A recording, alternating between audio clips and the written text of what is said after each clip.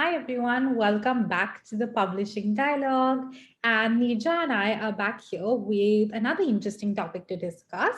Last time, Pranika and I discussed mills and boons and readers who have kind of faced a stigma while reading it, and kind of carrying forward the stigma topic and just the trend of romance novels. Nija and I are here to talk about romance novels and the authors who write them, especially female authors who write them and male authors. We want to kind of discuss and just see the disparity between the two. So, yeah.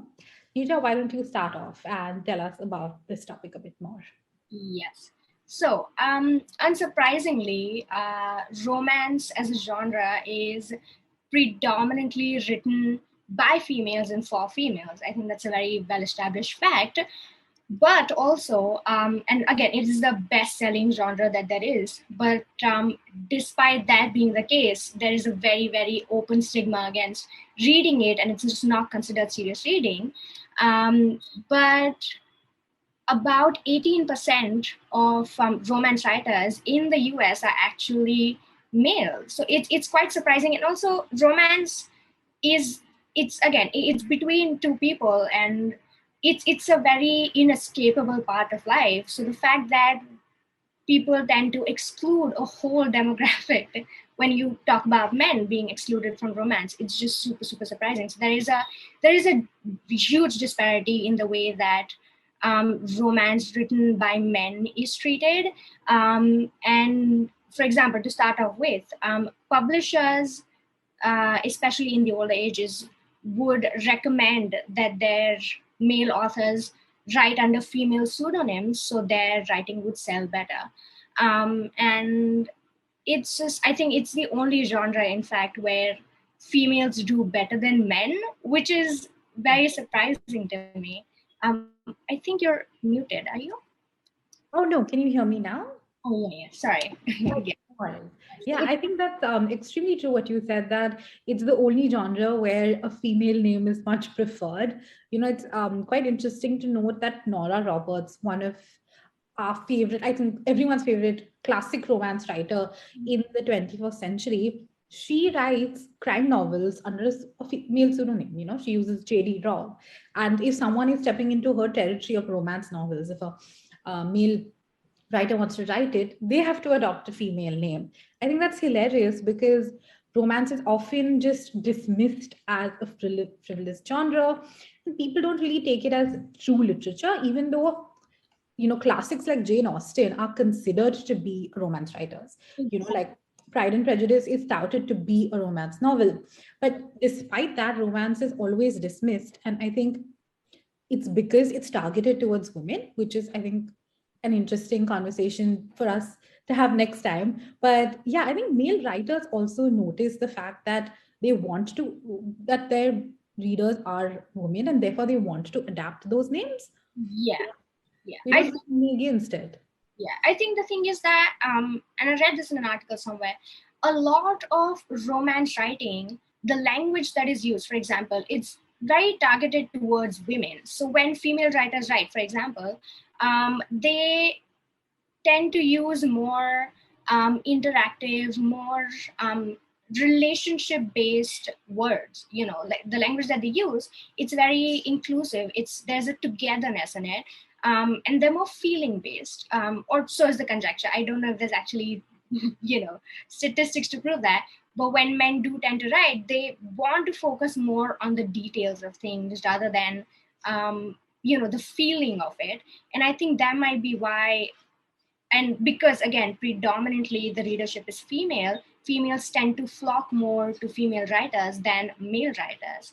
And I think it all, rather than just the industry and the sales part of it, I think it all just from the very base stems from just the way society tends to treat emotions in men versus women. So while women have grown up with that language of togetherness and that language of empathy and being expressive, men are usually discouraged from being emotional or being vulnerable or just using any of those words.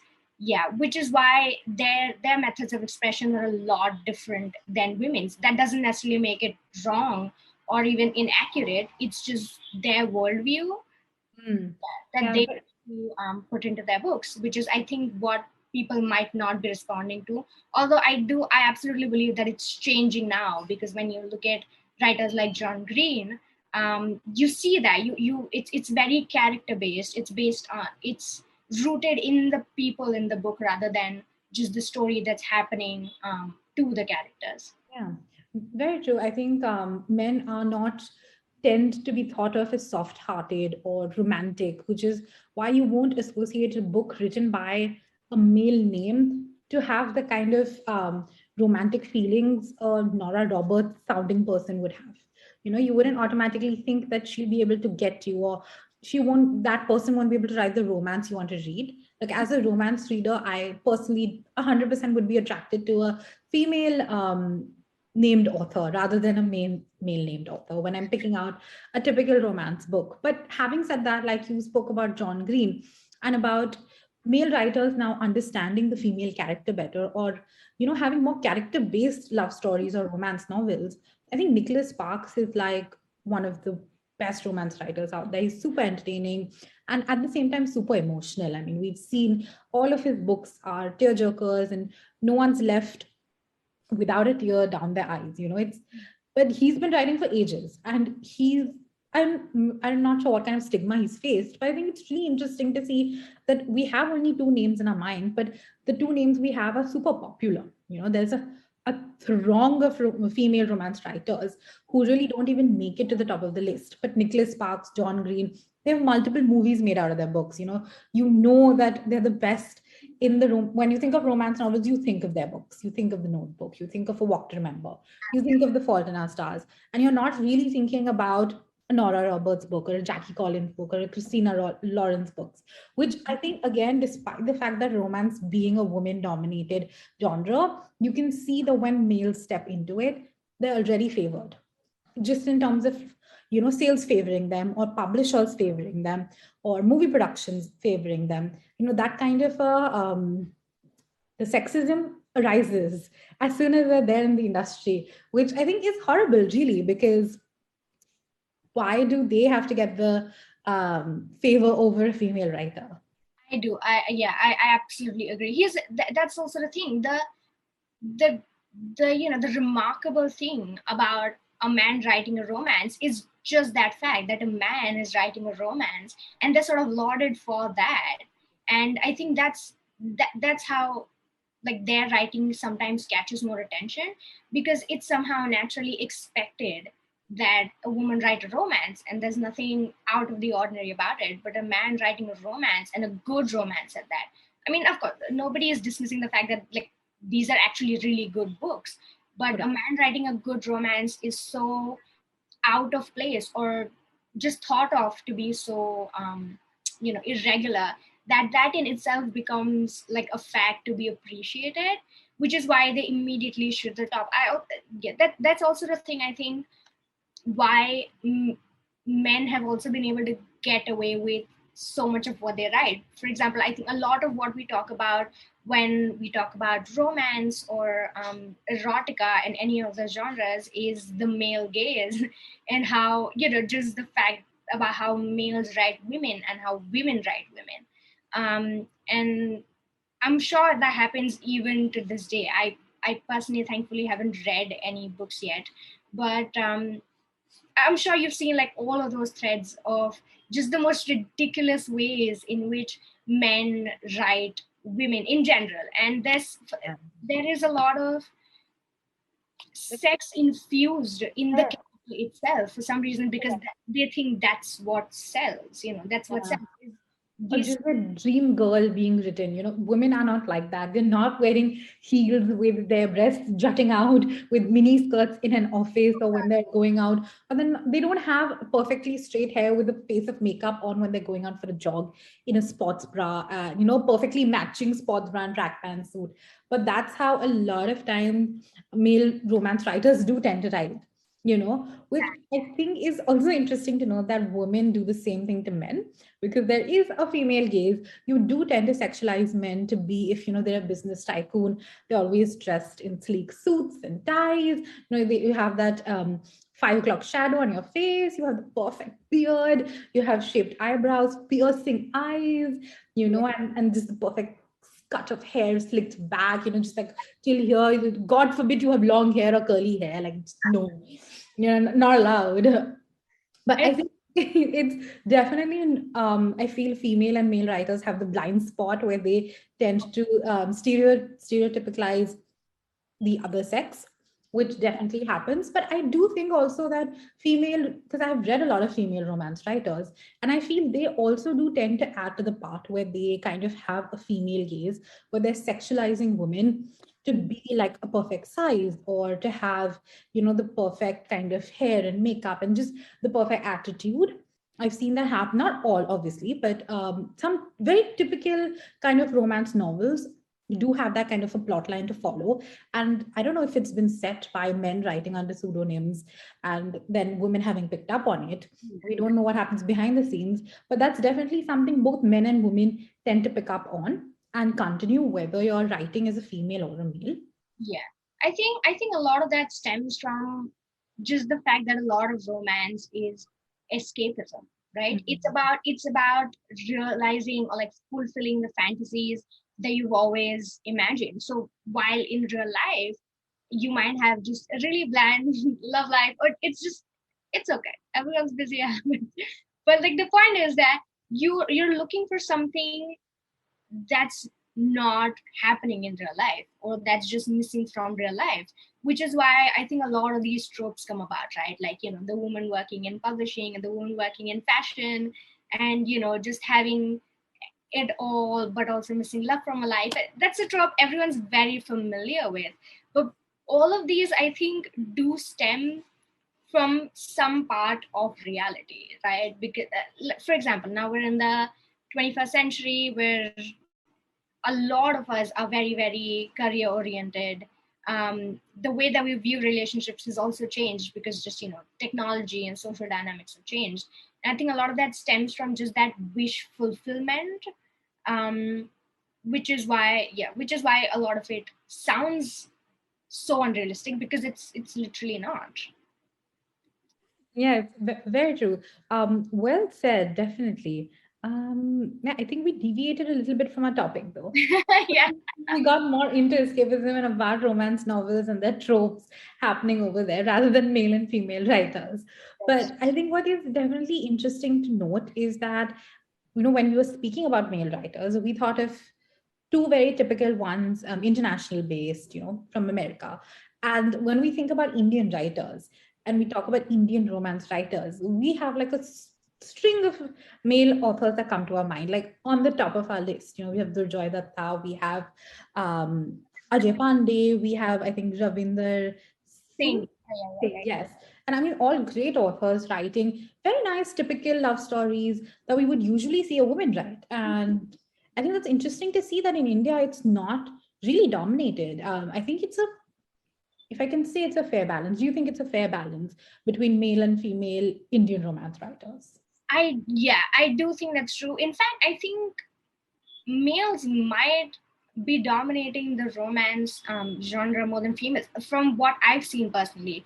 I haven't read a lot of Indian romance, but in that the very, very typical romance kind of way. But yeah, I do think, and again, I think that just it boils down to how men are just, it's easier for them to get into publishing, like to just get stuff published, than for Right. women than it is for women. But yeah, I do. It's surprising though, isn't it? Because when you, Yes. yeah, because off the top of your head, you can only think of like two international ones, but in Right. India, it's definitely. I wonder why specifically though. Is it? I think it's just like you said, it's the accessibility to publishers that males have versus females.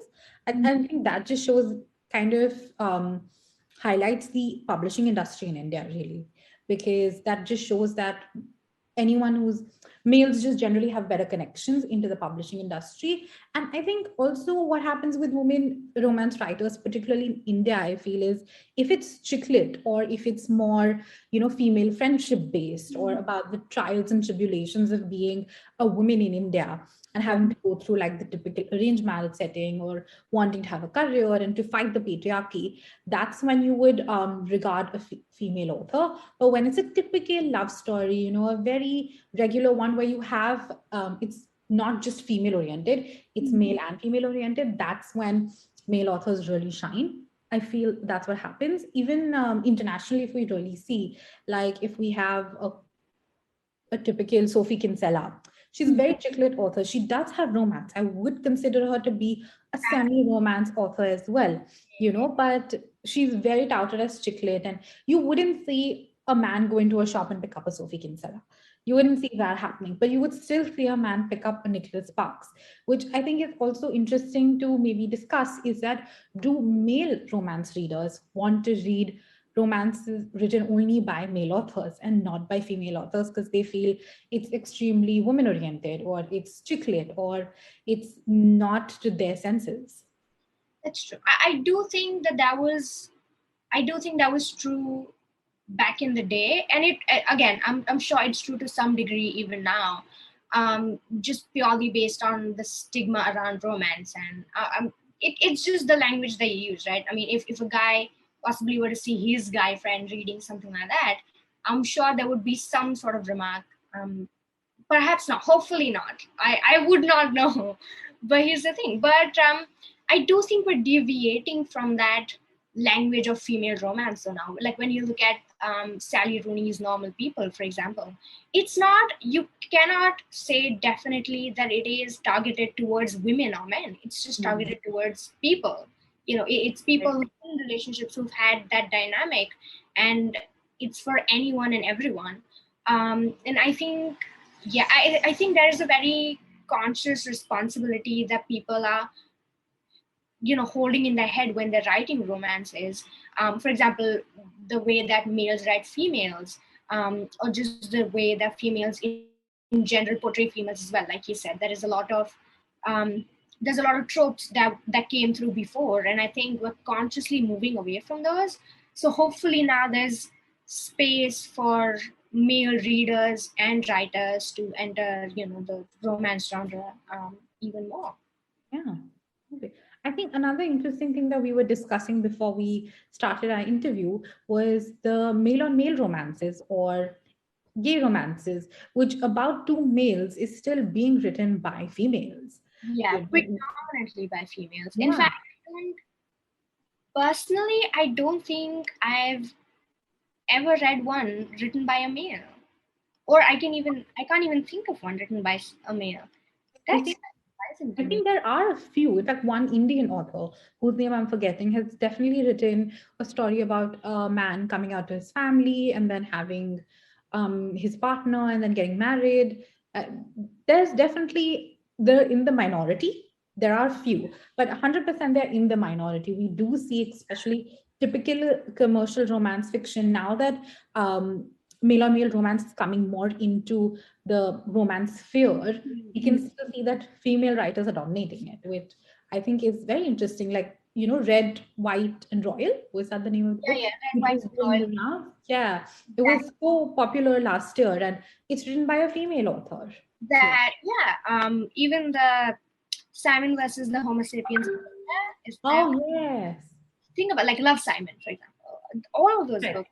These are all wildly popular and written by females, and it's surprising to think that such a male space is still being used by females. But the thing is that from what I've read, a lot of queer male writers actually do not prefer that, or do not, the kind of somewhat displeased about that, because a lot of these still cater once again to women, right? Again, because it's romance, still, the thing is that it's always about the marketing and the sellability of a book.